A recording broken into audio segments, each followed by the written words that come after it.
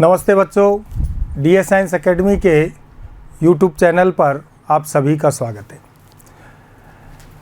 जैसा कि आप जानते हैं कि 25 अप्रैल को कक्षा 10 का जो हिंदी का विषय का पेपर हुआ था, उस पेपर का सॉल्यूशन लेकर के मैं Arvind Sharma D science academy के यूट्यूब चैनल पर आपकी सेवा में उपस्थित हुआ हूँ। हम देखते हैं कि हिंदी विषय का पेपर जब देकर के बच्चे आते हैं तो उनमें बड़ा जोश और उत्साह रहता है कि साहब हमारा पेपर बहुत अच्छा हुआ है, हमने इस तरीके से लिखा है। लेकिन भाषा जो सब्जेक्ट है उसमें कई बार हम ऐसी गलती कर आते हैं जिसके कारण कई बार हमारे अंक कट जाते हैं। आज हम इस पेपर का जो सॉल्यूशन देखेंगे और साथ में हम ये भी देखेंगे कि भाई कहाँ किस तरीके से हमारे अंक कट सकते हैं, हमें क्या क्या सावधानी रखनी चाहिए थी। तो देखिए, हम सबसे पहले जो आपके खंड ए में अपठित जो गद्यांश दे रखे थे, उस अपठित गद्यांश में ये निम्नलिखित अपठित गद्यांश को पढ़कर पूछे गए प्रश्नों के उत्तर लिखिए। तो ये पूरा गद्यांश है, इस गद्यांश को आपने पढ़ा है और पढ़ने के बाद में इसमें जो पहला प्रश्न था गद्यांश में, उपर्युक्त गद्यांश का उचित शीर्षक है। तो इस गद्यांश को पढ़ करके जो इसका उचित शीर्षक है, वैसे देखा जाए तो जब ये प्रश्न इस तरीके से नहीं पूछा जाता था तो बच्चे उसके आसपास भी कोई शीर्षक लिख देते थे तो उसको सही मान लिया जाता था। लेकिन इसमें ये माना जाएगा सबसे सटीक और सही क्या है। तो इसमें सबसे सही है वो है तुलसी के काव्य की उपयोगिता। दूसरा प्रश्न, करोड़ों हिंदी भाषियों के लिए धर्म ग्रंथ, नीति ग्रंथ काव्य ग्रंथ है।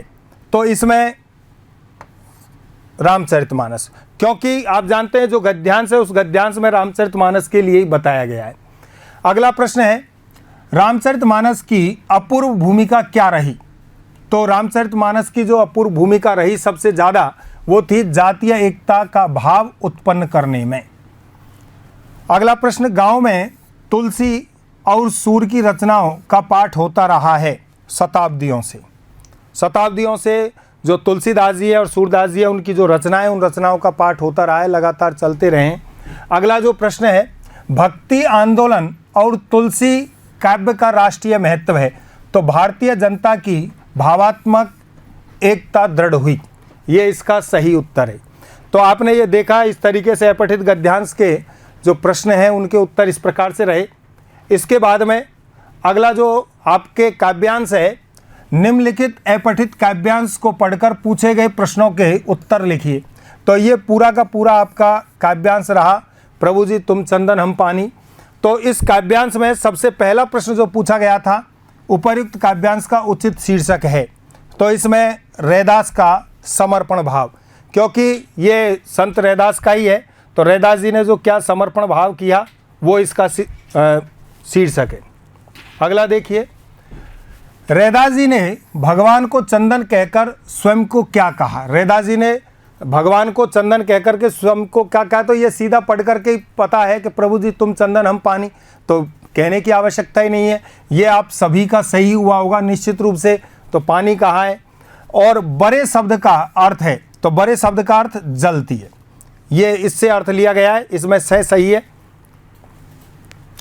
अगला, उपर्युक्त काव्यांश में कवि रैदास ने ईश्वर के किस रूप का वर्णन किया है। तो रैदास जी ने ईश्वर के कौन से रूप का वर्णन किया है, निराकार रूप का वर्णन किया है। सोने में सुहागा होना मुहावरे का अर्थ है। तो सोने में सुहागा होना मुहावरे का जो अर्थ है वो किसी विशेष वस्तु में दूसरी वस्तु के मेल से उसमें विशिष्ट गुण का समावेश हो जाना, यानी जो कोई भी वस्तु है उसमें और भी गुण आकर के उसमें विशिष्ट गुण जब प्राप्त हो जाते हैं तो वो सोने पर सुहागा होता है। इसको कई बार हम बोलने में भी क्या करते हैं, इसका प्रयोग करते हैं। आगे, देहाती दुनिया उपन्यास से लिया गया है। तो ये कौन सा है, माता का अंचल से, क्योंकि ये देहाती गांव का क्षेत्र में आप जानते हैं तो इसी का है, तो ये है इसका उत्तर। साना साना हाथ जोड़ी पाठ का वर्णन है। तो ये हिमालय की यात्रा का, आप जानते हैं हिमालय की यात्रा ही की थी लेखिका ने, आपको याद हो तो। आगे, रिक्त स्थानों की पूर्ति कीजिए। जिस संज्ञा शब्द से के नाम का बोध होता है उसे व्यक्तिवाचक संज्ञा कहते हैं। आप जानते हैं ये पूरी परिभाषा में से बीच में आपको रिक्त स्थान छोड़ दिया। तो परिभाषा थी जिस संज्ञा शब्द से व्यक्ति, वस्तु या स्थान विशेष के नाम का बोध होता है उसे व्यक्तिवाचक संज्ञा कहते हैं। तो इसमें ये पूरा व्यक्ति, वस्तु या स्थान विशेष।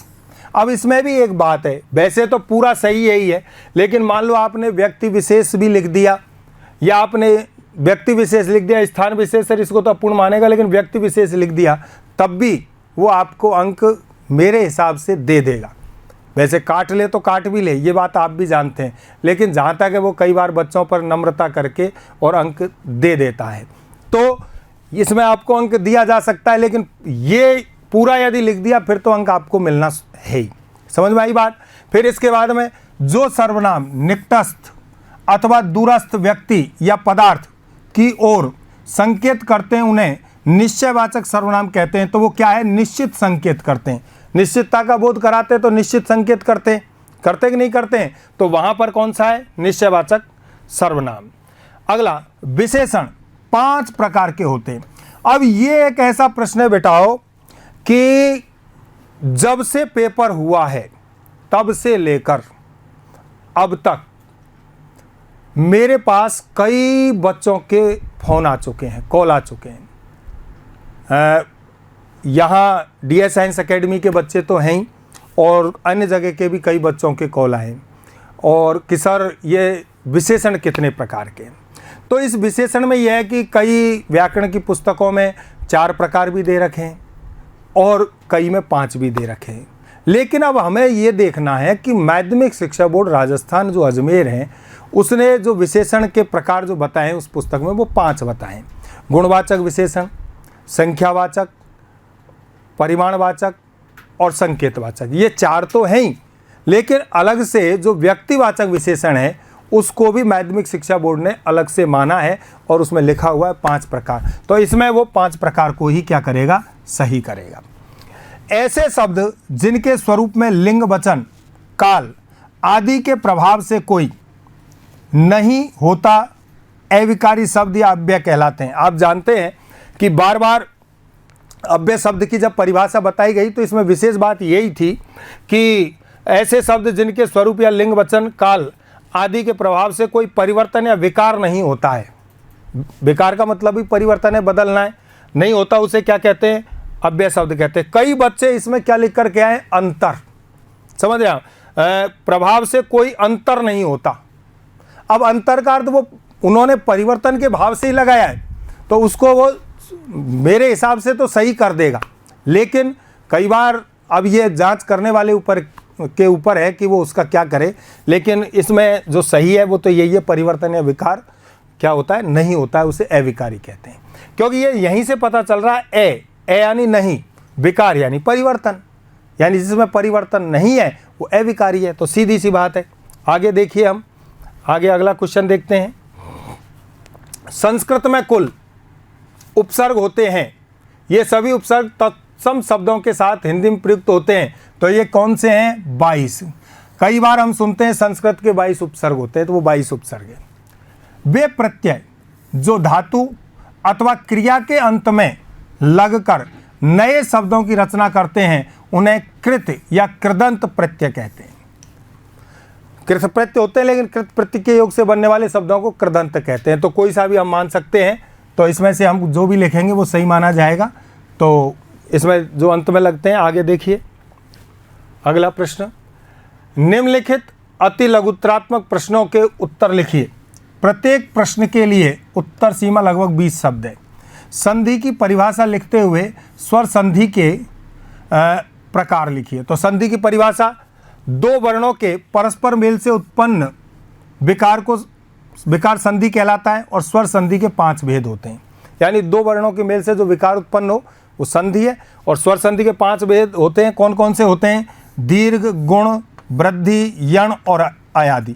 ये संधि के क्या होते हैं साहब, 5 भेद होते हैं। जिसने इस तरीके से लिख दिया उसे पूरा अंक मिलेगा, ठीक है ना। आगे देखिएगा अगला प्रश्न। कर्मधारय और बहुब्रीहि समास में अंतर लिखिए। अब इसमें अंतर में लिखना क्या था, आपको दोनों की परिभाषाएं लिखनी थी। कर्मधारय समास में विशेषण विशेष्य होता है, या यूँ कह सकते हैं कर्मधारी समास में एक पद विशेषण दूसरा पद विशेष्य या एक पद उपमेय व दूसरा पद उपमान होता है, जबकि बहुब्री समास में मुख्य पद प्रधान न होकर के अन्य पद की प्रधानता होती है। समझ रहे हैं आप? तो इस तरीके से इसमें परिवर्तन करना था। आकाश टूटना मुहावरे का अर्थ लिखिए तो विपत्ति आना या मुसीबत आना। कहते हैं ना, अरे साहब उसके ऊपर तो क्या है कि आकाश ही टूट पड़ा, यानी बहुत बड़ी मुसीबत आ गई। समझ रहे हैं ना आप? तो विपत्ति आना। अंधा बांटे रेवड़ी फिर अपने को दे, लोकोक्ति का अर्थ लिखिए। तो लोकोक्ति का क्या है? अपने लोगों को लाभ पहुंचाना। बात वही है भाई साहब, यदि आपके कहीं कोई मंदिर में कार्यक्रम हो और आपके पिताजी वहाँ प्रसाद वितरण कर रहे हों और आप सब घर वाले वहाँ आकर के खड़े हो जाएं, तो आपके पिताजी सबसे पहले आपको ही देंगे कि ले बेटा, बेटी, आपकी मम्मी, सबको प्रसाद सबसे पहले देंगे कि नहीं देंगे? अर्थात अपनों को सबसे पहले क्या करना? लाभ पहुँचाना। वही बात है। तो देखिए अगला, नेताजी का चश्मा पाठ किसके योगदान को दर्शाता है? तो नेताजी का चश्मा जो पाठ का योगदान, नेताजी का चश्मा पाठ देश के करोड़ों नागरिकों के योगदान को दर्शाता है। देश के करोड़ों नागरिकों के योगदान को दर्शाता है कि लोग किस तरीके का क्या काम करते हैं, देश में किस प्रकार से लगे हुए हैं। अब एक बात और बेटा, ये जो प्रश्न है ना, ये बड़ा अच्छा प्रश्न था और ये सब पाठ परिचय में से दिए हैं। इस बार प्रश्न जो है, बहुत सारे प्रश्न पाठ परिचय में से दिए गए हैं। आप पाठ परिचय में देखेंगे तो आपको ये जो लाइन है वो बिल्कुल ज्यों के त्यों मिलेगी। आगे देखिए, मनु भंडारी के पिता की सबसे बड़ी दुर्बलता क्या थी? तो आप जानते हैं, आपको ये ध्यान आ रहा होगा कि मनु भंडारी के पिता की सबसे बड़ी दुर्बलता क्या थी? गोरा रंग थी। गोरा रंग। अब इसमें आपने देखा होगा कि वो उसकी बड़ी बहन है, वो गोरी थी, वो थोड़ी ऐसी थी, तो बड़ी बहन को हमेशा श्रेष्ठ बताते थे। तो ये इस पिताजी की क्या थी? सबसे बड़ी दुर्बलता थी। नौबत खाने में इबादत पाठ किसके बारे में है? नौबत खाने में इबादत पाठ बिस्मिल्लाह खां की रुचियों, संगीत साधना और लगन के बारे में। ये पाठ किस किस के बारे में है? तो आप जानते हैं बिस्मिल्लाह खां की क्या रुचियां हैं, उन्होंने किस प्रकार से क्या किया है, अभ्यास किया था, वो सब चीज़ें। संगीत साधना, संगीत में कितनी मेहनत की और उनकी लगन कितनी थी संगीत के प्रति, वो सब चीज़ें हैं। और आगे देखिए, ऊधो तुम हो अति बड़भागी, गोपियों ने ऐसा क्यों कहा है? तो गोपियों ने ऐसा क्यों कहा? ऊधो तुम हो अति बड़भागी, तो ये कहकर गोपियों ने उद्धव पर क्या किया है? व्यंग किया है। वास्तव में गोपियाँ ये कहना चाहती हैं कि हे उद्धव, तुम तो बहुत बड़े क्या हो? दुर्भाग्यशाली हो, जो श्री कृष्ण के समीप रहकर भी उनकी प्रेम और उनकी भक्ति को क्या नहीं कर सके? प्राप्त नहीं कर सके। तो देखिए, उद्धव तुम हो अति बड़भागी, गोपियों ने ऐसा कहकर व्यंग किया है। कृष्ण के समीप रहकर भी उनके प्रेम के बंधन में तुम क्या नहीं कर पाए हो? बंधे नहीं। तो इस तरीके के उत्तर आपको देने थे। परशुराम जी का गुस्सा कैसे शांत हुआ? कैसे शांत हुआ? तो परशुराम जी का गुस्सा राम के विनयपूर्ण वचन, विश्वामित्र का समझाना तथा राम की शक्ति परीक्षा लेकर शांत हुआ। समझ रहे हैं आप? आपने भगवान रामचंद्र जी बड़ी विनम्रता से परशुराम जी से क्या करते हैं? बोलते हैं, और फिर विश्वामित्र जी समझाते हैं परशुराम जी को, परशुराम जी ऐसा मत करो। और फिर राम जी की शक्ति परीक्षा लेकर के कि जो परशुराम जी के पास में धनुष था कि भाई इस पर आप क्या करो? प्रतिंचा चढ़ाओ, और राम जी सहज रूप से चढ़ा देते हैं। तो परशुराम जी समझ जाते हैं कि ये भगवान विष्णु के अवतार हैं, तब जाकर उनका गुस्सा शांत हुआ। ये सब चीज़ें आपको लिखनी थी। आत्मकथ्य कविता में किसकी अभिव्यक्ति है? तो आत्मकथ्य कविता में जीवन के यथार्थ एवं अभाव पक्ष का मार्मिक अभिव्यक्ति है। आत्मकथ्य कविता में जो जीवन का यथार्थ वास्तविकता है, कवि का जो अभाव है, उस अभावों को क्या किया है? व्यक्त किया है, बताया है। अगला देखिए, माता का अंचल पाठ में किसका चित्रण किया गया है?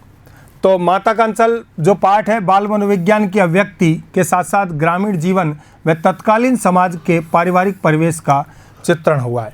यानी जो बाल मनोविज्ञान है, बच्चे किस तरीके से खेलते करते हैं, क्या करते हैं, और जो ग्रामीण परिवेश है, समाज उस समय पर क्या था, और पारिवारिक जो परिवेश है गांव का, उन सब चीज़ों के बारे में यहाँ पर क्या किया? व्यक्त किया, बताया है। युमथांग का अर्थ लिखिए, यह कहाँ स्थित है? तो युमथांग का अर्थ घाटियाँ होता है तथा यह गैंगटॉक से 149 किलोमीटर की दूरी पर स्थित है। यह कहाँ पर स्थित है?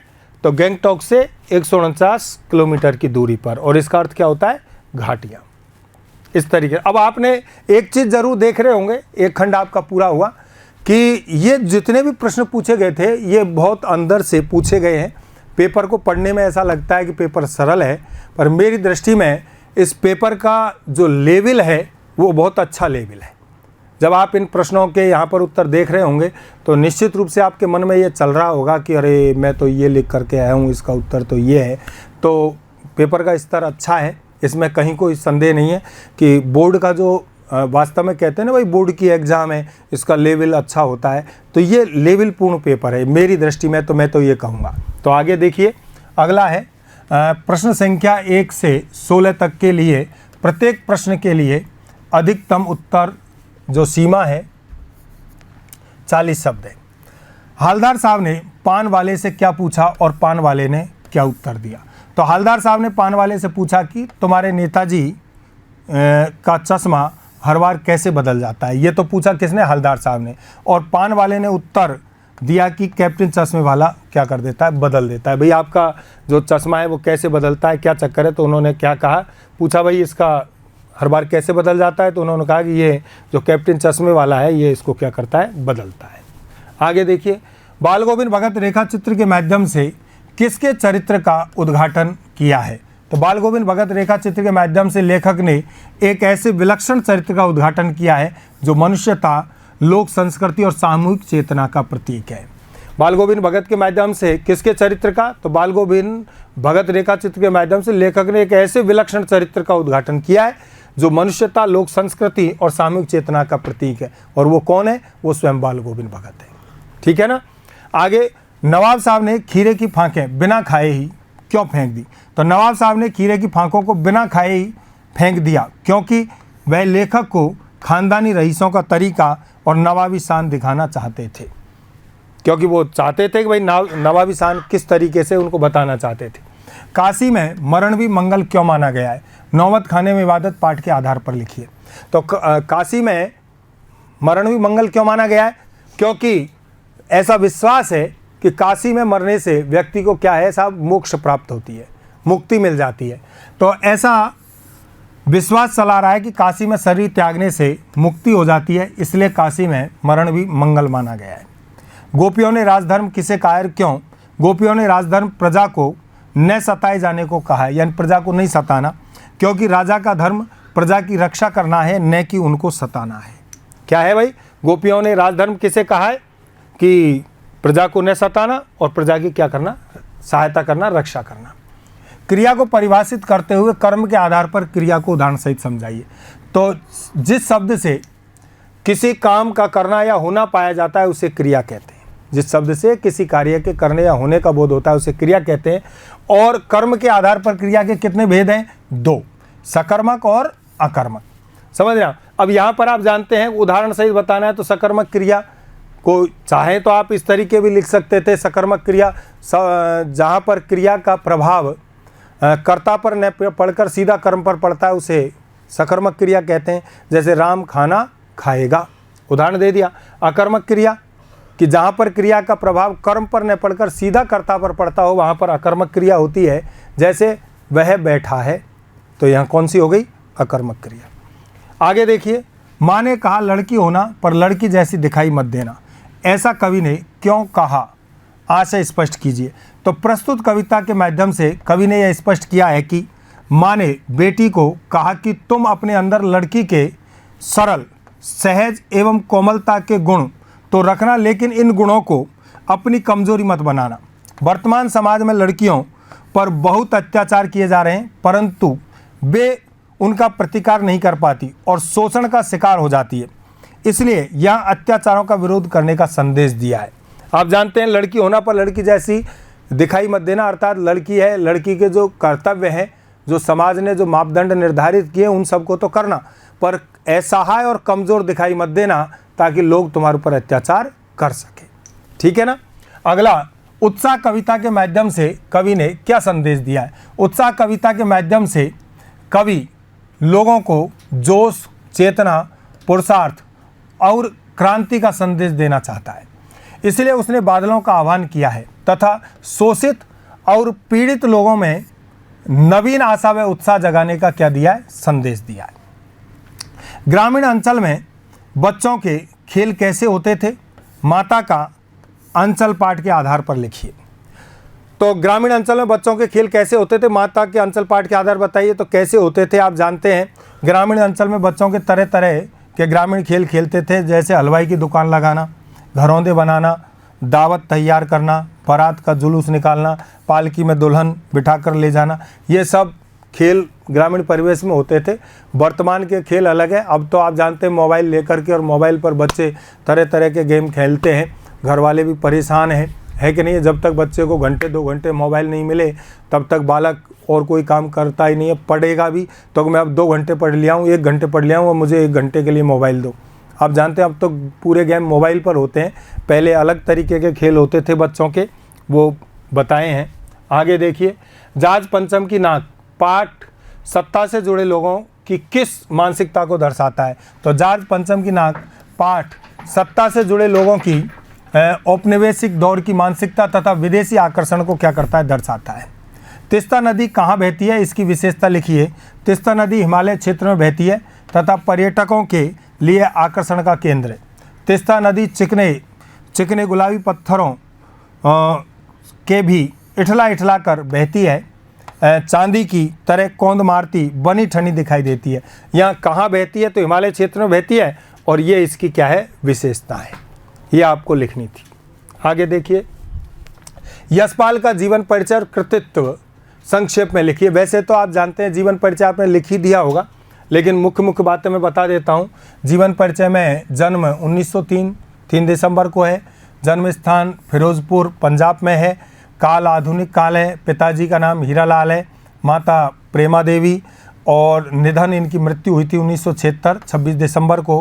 प्रमुख रचनाएं, जो जीवन परिचय में ये चीज़ आई गई, प्रमुख रचनाएं पिंजरे की उड़ान, फूलों का कुर्ता, धर्म युद्ध, भस्माव्रत, चिंगारी, तर्क का तूफान, ज्ञानदान, कहानी संग्रह, दादा कामरेड, देशद्रोही, झूठा सच, दिव्या उपन्यास है, चक्कर क्लब ये व्यंग संग्रह है।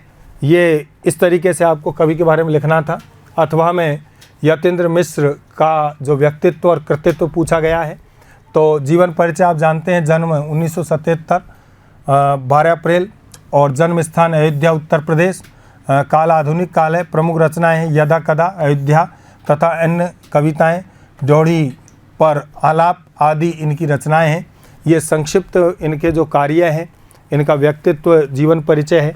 तो अगला प्रश्न देखिए, सूर्यकांत त्रिपाठी निराला का व्यक्तित्व एवं कृतित्व संक्षेप में लिखिए। तो जीवन परिचय, जन्म सन 1896, जन्म स्थान मेदिनीपुर बंगाल, काल छायावाद, ये आधुनिक काल में ही आता है, आधुनिक काल भी लिख दिया तब भी सही है। पिता पंडित रामसाय त्रिपाठी और निधन सन 1961। प्रमुख रचनाएं अनामिका, परिमल, गीतिका, तुलसीदास, कुकुरमुत्ता, रानी और कहानी, नए पत्ते, राम की शक्ति पूजा, अर्चना, आराधना, सरोज स्मृति, अपरा, अलका, लिली आदि है। तो इस तरीके से हमें इसको लिखना था।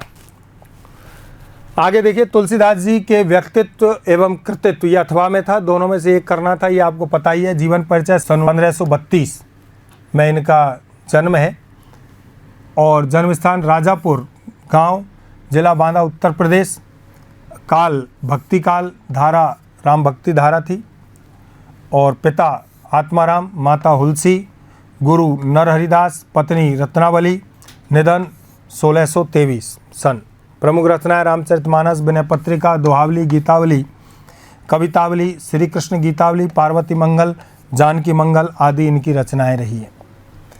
आगे निम्नलिखित पठित गद्यांश की सप्रसंग व्याख्या लिखिए। आप जानते हैं सप्रसंग व्याख्या में करने में कोई बहुत बड़ी बात नहीं है, केवल आपको ये ध्यान होना चाहिए। गद्य की सप्रसंग व्याख्या तो बहुत सरल है, केवल आपको पाठ का नाम और लेखक का नाम ध्यान होना चाहिए। जैसे कि लेखक का नाम स्वयं प्रकाश है और पाठ का नाम नेताजी का ससमा है, तो आपको इसमें आपको पता है कि किस तरीके से बिंदु लिखने थे। सबसे पहले आपको पहला बिंदु जो लिखना था वो लिखना था इसमें संदर्भ, और संदर्भ में आपको लिखना था प्रस्तुत गद्यांश स्वयं प्रकाश द्वारा विरचित नेताजी का चश्मा नामक प्रस्तुत पाठ से अवतरित लिया गया है। फिर इसके बाद में दूसरा बिंदु जो आपको लिखना था वो क्या लिखना है, प्रसंग। प्रसंग में इसमें क्या बातें बताई गई है। तीसरा व्याख्या, इसी को विस्तार से लिखना है। तीसरा बिंदु आपको लिखना था व्याख्या, और चौथा बिंदु जैसा कि आपको बताया था वो आपको क्या लिखना था, विशेष। ये 4 बिंदु आपको लिखने थे, और जैसे ही आपने 4 बिंदु लिखे तो आपके अंक आपको पूरे मिलेंगे। इसी तरीके से आप जानते हैं ये दूसरी अथवा में आपकी जो थी उसके लेखक यतीन्द्र मिश्र हैं और नौबत खाने में इबादत पाठ से लिया गया है। इसकी भी व्याख्या हमें इसी तरीके से आपको करनी थी। फिर इसके बाद में जो निम्नलिखित जो पद्यांश है उसकी से प्रसंग व्याख्या है। हमारे हरी हारिल की लकड़ी, ये भी आपने खूब पढ़ा है। सबसे पहले जैसे ही किताब खोलते हैं तो यही पढ़ने को मिलता है, और इसमें सूरदास जी ने ये लिखा है, सूर सागर के भ्रमर गीत प्रसंग से है। तो इसमें भी सबसे पहला बिंदु आपको जो लिखना था वो संदर्भ लिखना था, और संदर्भ में आपको पता है कि प्रस्तुत पद्यांश भक्ति काल की सगुण भक्ति धारा की कृष्णाश्रयी शाखा के प्रमुख कवि सूरदास जी द्वारा विरचित सूर सागर के भ्रमर गीत प्रसंग से लिया गया है। फिर इसके बाद में आप जानते हैं फिर आपको लिखना था कौन सा बिंदु, प्रसंग। प्रसंग में इसमें क्या बताया है, गोपियाँ श्री कृष्ण के प्रेम के बारे में वो सब चीज़ लिखनी थी। तीसरा इसमें आप जानते हैं वही आपको व्याख्या बिंदु लिखना था, और व्याख्या में पूरे का इसका भाव सहित अर्थ लिख देना है। और फिर इसके बाद में चौथा बिंदु जो आपके है वो कौन सा है, विशेष। ये चारों बिंदु जैसे ही आप लिखते वैसे ही आपको सही हो जाता। समझ रहे हैं आप। अगला इसके अथवा में आप जानते हैं ये कन्यादान कविता से लिया गया है। ऋतुराज इसके कवि है, वही है। प्रस्तुत काव्यांश हिंदी साहित्य जगत के मूर्धन्य हस्ताक्षर ऋतुराज द्वारा विरचित कन्यादान कविता से अवतरित है। ये आपका संदर्भ हुआ। फिर प्रसंग व्याख्या और विशेष लिखते ही आपका इस तरीके से आपको करना था। अगला प्रश्न जब हम देखते हैं, एक कहानी यह भी, पाठ मनु भंडारी के साधारण लड़की के असाधारण बनने के प्रारंभिक पड़ावों को प्रकट किया है, स्पष्ट कीजिए। आप जानते हैं मनु भंडारी की जो ये पाठ है, इस पाठ में मनु भंडारी एक सामान्य लड़की थी। जब कॉलेज में पढ़ने गई तो वहाँ पर उनकी जो लेखिका क्या नाम है शिक्षिका थी, प्राध्यापिका शीला अग्रवाल से परिचय हुआ, और शीला अग्रवाल ने उन्हें पढ़ने को चुनकर पढ़ने में बदला, और साथ में देश में क्या कुछ हो रहा है इन सब चीज़ों को सक्रिय रूप से भागीदार रहने के लिए उनको प्रेरित किया। और साथ में फिर वो हड़ताल जुलूस करवाना और स्वतंत्रता आंदोलन में बढ़ चढ़कर भाग लेना, ये सब कुछ करने लगी, जिससे धीरे धीरे लेखिका की जो प्रसिद्धि है वो पूरे देश में बढ़ गई। एक तरफ तो वो एक अच्छी लेखिका के रूप में जाने लगी, दूसरी स्वतंत्रता सेनानी बनी। तो ये पूरी चीज़ें आपको इस पाठ में बताई है। इसको आपको क्या करना था, संक्षिप्त में इन सब चीज़ों को लिखना था।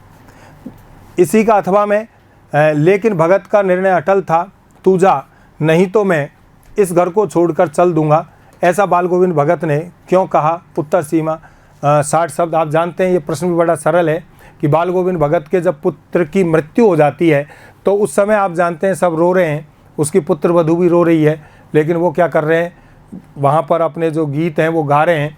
और उसके बाद जब पुत्र का 12वां हो जाता है तो पुत्र वधू के भाई को बुलाकर कहते हैं कि इसको ले जाओ, इसकी दूसरी शादी कर दो। जब वह मना करती है कि नहीं ऐसा नहीं हो सकता, तुम्हारी बीमार पड़ोगे, कौन सेवा करेगा, वृद्ध हो, ऐसा है, तो उन्होंने कहा कि यदि तुम इसके साथ जा रही हो तो ठीक है, नहीं तो मैं चला जाऊंगा। ये तर्क उसने इसलिए दिया ताकि ये पुत्र वधू चली जाए, इसके सामने बहुत बड़ी ज़िंदगी है और इसका विवाह कर देना चाहिए। तो यहाँ पर उस चीज़ के लिए उन्होंने ऐसा कहा ताकि उसका दोबारा विवाह हो और ये अपना जीवन आगे क्या कर सके, जी सके। आगे ये तुम्हारी यह दंतुरित मुस्कान कविता में कवि ने क्या संदेश दिया है, तो आप जानते हैं इस कविता के माध्यम से कवि ने संदेश दिया है कि जो छोटा बालक है उसकी जो दंतुरित मुस्कान है उसे देख करके जो उसके बड़े हैं, माता पिता या अन्य कोई भी है, उनके अंदर वात्सल्य का भाव पैदा होता है और उनके जीवन की जो निरस्ता है, दुख है, समस्याएं हैं, उस बालक की मुस्कान को देख करके और वो सब कुछ भूल जाते हैं और उसके ऊपर केवल दुलार बरसाते हैं। तो उस भाव को बताने वाला जो उत्तर है वो आपका स्वीकार रहेगा, इस भाव को देने वाला उत्तर इसमें स्वीकार रहेगा। आगे देखिए, छाया मत छूना कविता के माध्यम से कवि ने किस सत्य को स्पष्ट किया है? उत्तर सीमा। तो छाया मत छूना जो कविता है, इस कविता में कवि ने बताया कि हमें पुरानी जो बातें हैं उनको छोड़ करके नई जो वर्तमान में जैसा चल रहा है वास्तविक, उसको ही समझना चाहिए, उसी के लिए कार्य करना चाहिए। जो नहीं मिला उसे भूलकर भविष्य में प्राप्त करने के लिए प्रयत्न करना चाहिए। इस भाव को देने वाला जो उत्तर है वो उत्तर इसमें क्या किया जाएगा? स्वीकार किया जाएगा।